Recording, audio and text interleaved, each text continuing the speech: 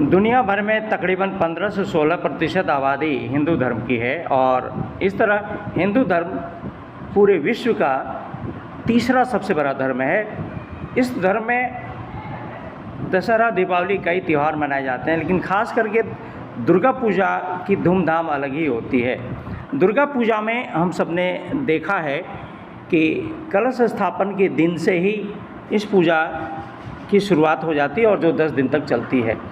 कलश स्थापना के दिन कलश के अगल बगल में जौ का रोपण किया जाता है और इसके प्रति एक धार्मिक भावना भी बनती है। किंतु क्या सिर्फ धार्मिक भावना ही इसके प्रति सब कुछ है?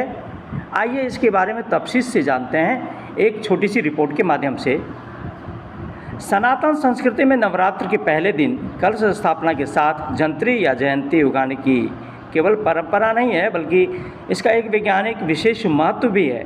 इसके जरिए रबी फसल की बुआई के पहले बीज का जर्मिनेशन टेस्ट, जिसे अंकुरण परीक्षण भी कहते हैं, होता है।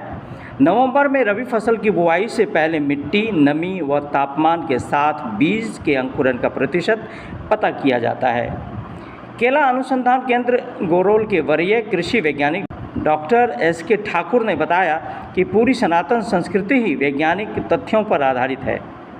ऋषि मुनियों ने पूजा के विधि विधान के माध्यम से वैज्ञानिक तथ्यों को परखा है।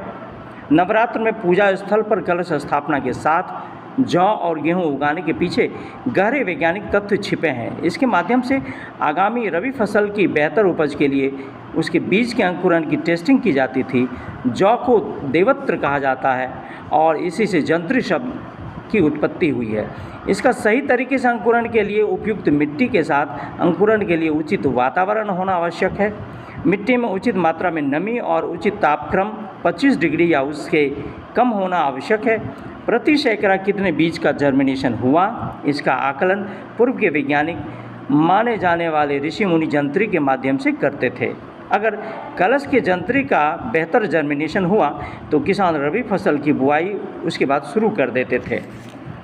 पंडित कमलापति त्रिपाठी प्रमोद ने बताया कि कलश स्थापना के बाद जंत्री की फसल को देखकर लोग आने वाले समय का भी आकलन कर लेते हैं। आगामी फसल अच्छी होगी, आर्थिक समृद्धि होगी, इसकी जानकारी वे जौ के जर्मिनेशन से ही पता कर लिया करते थे। वे बताते हैं कि जौ को देवी अन्नपूर्णा का प्रतीक माना जाता है। जंत्री बेहतर नहीं होने पर आने वाले समय में अन्न की कमी के साथ आर्थिक व व्यावसायिक क्षति के रूप में भी देखा जाता है।